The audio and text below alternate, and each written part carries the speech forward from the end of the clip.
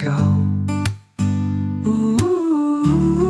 Iwasan mong manatili sa taong hindi ikaw pinili. Iwasan mong mawili sa taong iiwan ka rin sa huli. Tumigil ka na sa pagkapit, lalo na kung sobra na ang sakit.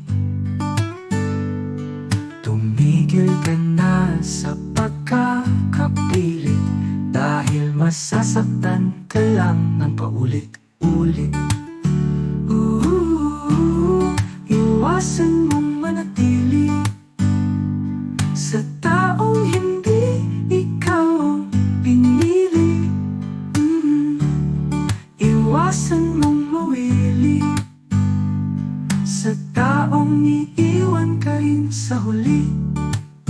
Huwag mo nang balaking pang lumaban, kung sa dulo ikaw lang rin ang talunan. Huwag mong isipin yung iba, sarili mo rin minsan, dahil sa huli sarili mo lang rin ang iyong makakapitan. Iwasan mong manatili sa taong hindi ikaw ang pinili. Iwasan mong mawili sa taong iiwan ka rin sa huli.